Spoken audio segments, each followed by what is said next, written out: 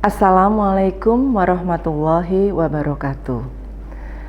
Halo adik-adik semua, selamat berjumpa di mata kuliah Manajemen Strategik.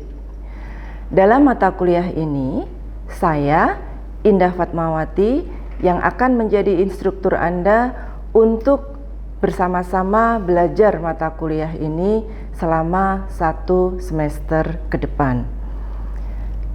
Untuk mendapatkan akses informasi tentang saya, Anda bisa mengakses di nomor WhatsApp yang tercantum di sini atau dengan menggunakan alamat email yang tertera dalam data diri saya. Nah, adik-adik, mata kuliah Manajemen Strategis memiliki bobot 4 SKS. Dalam mata kuliah ini, kita akan menggunakan buku referensi Strategic Management karangan Fred David, dan adik-adik bisa mendapatkan bukunya dalam edisi Bahasa Indonesia. Kemudian, mata kuliah ini merupakan capstone dari 4 mata kuliah utama dalam manajemen, yaitu Manajemen Keuangan, Manajemen Sumber Daya Manusia, Manajemen Operasi, dan Manajemen Pemasaran. Khusus untuk mata kuliah Manajemen Strategik ini, mungkin adik-adik akan menemui banyak irisan kesamaan dengan mata kuliah Manajemen Pemasaran, terutama yang berkaitan dengan strategi-strategi bersaing. Nah, adik-adik, sebelum kita membahas isi dari mata kuliah ini, Ibu akan menjelaskan apa sebetulnya mata kuliah Manajemen Strategis ini. Adik-adik, mata kuliah Manajemen Strategis ini akan mempelajari ilmu manajemen strategis yang ini merupakan kombinasi dari seni dan ilmu pengetahuan yang akan digunakan oleh manajemen untuk merumuskan, menerapkan, mengevaluasi keputusan-keputusan lintas fungsional dalam organisasi untuk memungkinkan organisasi itu dalam mencapai tujuannya. Manajemen strategis juga merupakan pendekatan manajerial yang digunakan manajemen untuk mencapai tujuan perusahaan dengan mengelola ketidakpastian internal dan ketidakpastian eksternal yang mereka temui dalam proses mencapai visi, misi, dan tujuan jangka panjang perusahaan. Nah, apa tujuan digunakannya pendekatan manajemen strategis ini di dalam perusahaan?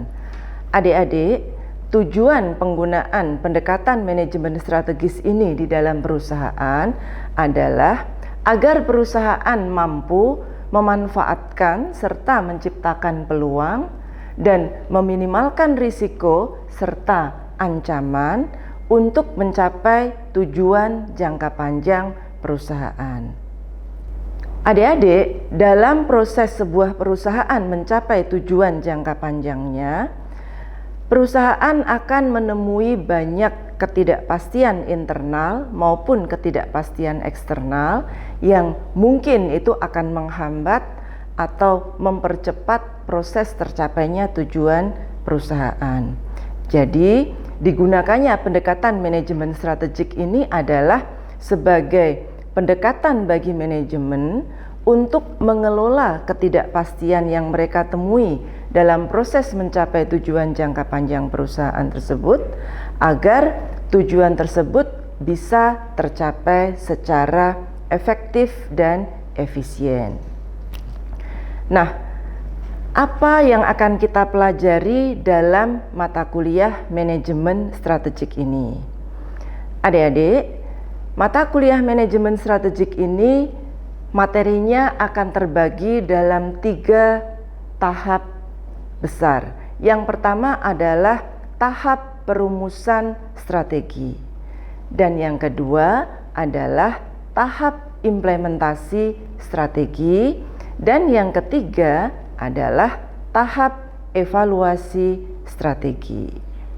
Nah, penjabaran dari setiap 3 tahap besar ini akan kita lihat dalam detail proses manajemen strategik berikut ini. Nah, adik-adik, berikut ini adalah rangkaian proses manajemen strategik yang akan kita pelajari dalam mata kuliah ini selama 1 semester ke depan. Jadi dalam mata kuliah ini kita akan mempelajari semua tahap atau semua proses dalam manajemen strategik ini, dimulai dari tahap awal sampai dengan tahap akhir. Kita akan melihat perbagian. Yang pertama, kita akan mendiskusikan konsep-konsep umum berkaitan dengan manajemen strategik ini dan alasan mengapa pendekatan manajemen strategik ini penting untuk digunakan. Nah, kemudian kita nanti akan masuk pada chapter yang kedua, di mana kita akan mendiskusikan bagaimana perusahaan mengembangkan visi dan misi, serta bagaimana kita membedakan antara pernyataan visi dan misi itu sendiri. Kita nanti akan melihat sejauh mana visi dan misi itu diperlukan dan apakah kita perlu menggunakan visi saja atau misi saja, atau kita perlu menggunakan keduanya. Adik-adik, sebelum kita masuk pada tahap berikutnya, ada tahap penting yang perlu kita cermati, yang itu nanti akan kita pelajari pada chapter 3 dan chapter 4, yaitu analisis lingkungan.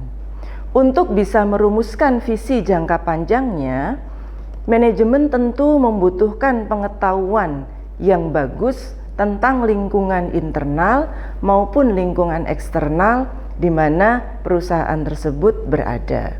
Itulah sebabnya dalam bagian tersebut, tahap menganalisis lingkungan eksternal dan tahap melakukan analisis lingkungan internal itu melekat pada setiap tahap dalam rangkaian proses manajemen strategik. Dengan demikian, sebelum bisa merumuskan visi maupun misi, manajemen juga perlu memiliki pengetahuan tentang situasi lingkungan internal sekaligus situasi lingkungan eksternal di mana perusahaan berada. Nah, dengan demikian, pada chapter 3 dan chapter 4 kita akan mendiskusikan secara lebih jauh tentang bagaimana kita melakukan analisis lingkungan eksternal, apa yang perlu kita analisis dari situasi eksternal di luar perusahaan, dan bagaimana implikasi manajerial yang ditimbulkan dari lingkungan eksternal di mana perusahaan berada. Pada chapter 4, kita akan melanjutkan dengan melakukan analisis lingkungan internal. Dalam melakukan analisis lingkungan internal ini, perusahaan perlu untuk mengidentifikasi sejauh mana kemampuan dan kapabilitas kompetitif yang mereka miliki, serta sejauh mana kelemahan mereka dibandingkan kompetitor-kompetitornya di dalam industri di mana mereka berkompetisi. Nah, kemudian kita nanti juga akan melihat alat-alat analisis apa yang bisa kita gunakan untuk mengidentifikasi posisi kompetitif perusahaan dibandingkan kompetitornya di dalam industri berdasarkan sumber daya dan kapabilitas kompetitif yang mereka miliki. Masuk pada chapter yang kelima, kita akan mendiskusikan tentang tujuan jangka panjang perusahaan. Di sini nanti kita akan melihat mengapa tujuan jangka panjang itu diperlukan dan bagaimana posisi tujuan jangka panjang perusahaan tersebut dibandingkan dengan visi dan misi yang sudah dirumuskan oleh perusahaan pada tahap sebelumnya. Nah, dalam tahap ini kita juga akan mendiskusikan apa kriteria sebuah tujuan yang baik bagi perusahaan dan bagaimana kita menyatakan tujuan tersebut dalam rencana strategis perusahaan. Di sini nanti kita juga akan membedakan dengan antara apa yang dimaksud dengan tujuan jangka panjang dan tujuan jangka pendek, serta apa kaitan di antara keduanya. Nah, dalam chapter 6, kita lanjutkan ke chapter berikutnya. Di chapter 6, kita akan mendiskusikan tentang bagaimana perusahaan mengevaluasi serta merumuskan strategi yang akan digunakan untuk mencapai tujuan jangka panjang perusahaan. Adik-adik, strategi adalah cara yang digunakan oleh perusahaan untuk mencapai tujuannya. Tetapi dalam ilmu manajemen strategik terdapat banyak sekali alternatif strategi yang bisa dipilih dan digunakan oleh perusahaan untuk mencapai tujuan itu sendiri. Nah, kita nanti akan mengidentifikasi, akan mengevaluasi berbagai alternatif strategi serta bagaimana kita memilih strategi yang relevan, yang tepat dengan situasi yang dihadapi oleh perusahaan terkait dengan situasi industri di mana perusahaan tersebut berada serta terkait dengan situasi persaingan yang saat itu tengah dihadapi oleh perusahaan. Kemudian masuk pada chapter berikutnya, yaitu chapter 7, kita akan mendiskusikan tentang tahap implementasi strategi.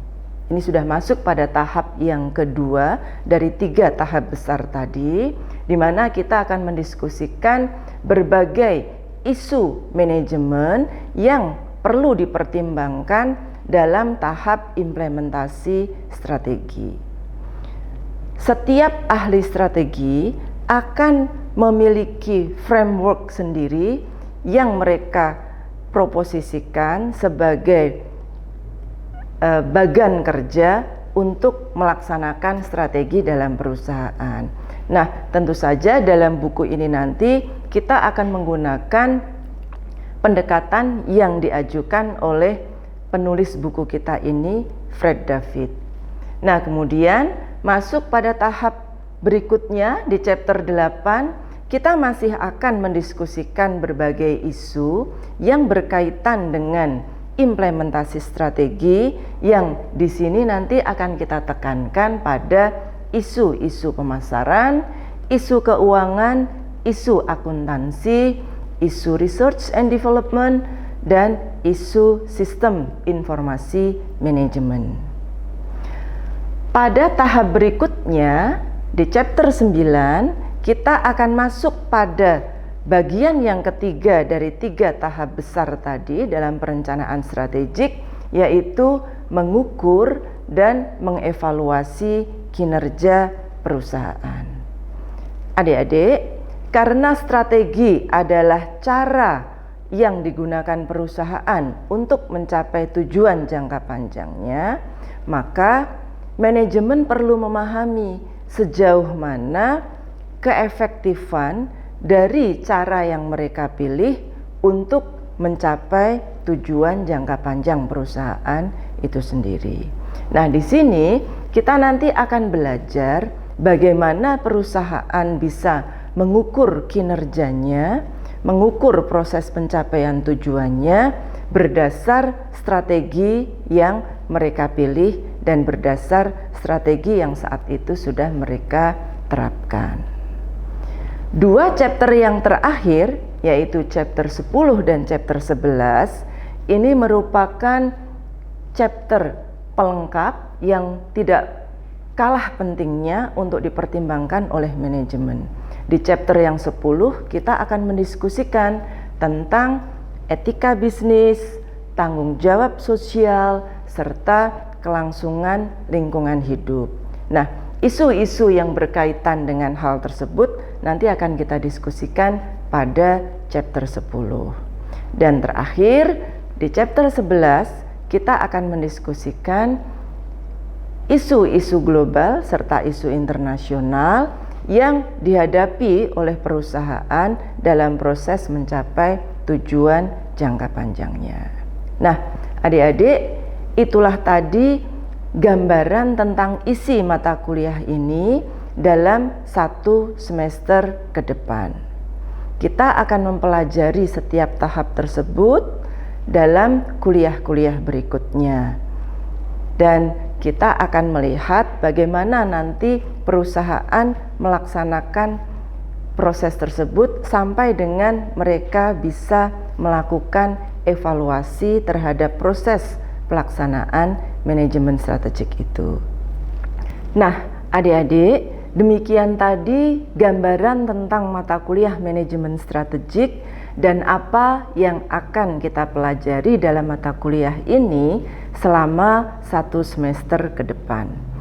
Ibu berharap adik-adik bisa mengikuti mata kuliah ini dengan baik dan berhasil mendapatkan nilai tertinggi. Untuk bisa berhasil dalam mengikuti mata kuliah ini, tentu saja adik-adik harus mengakses referensinya, yaitu buku yang tadi sudah Ibu informasikan, dan membaca materi-materi yang ada di dalamnya.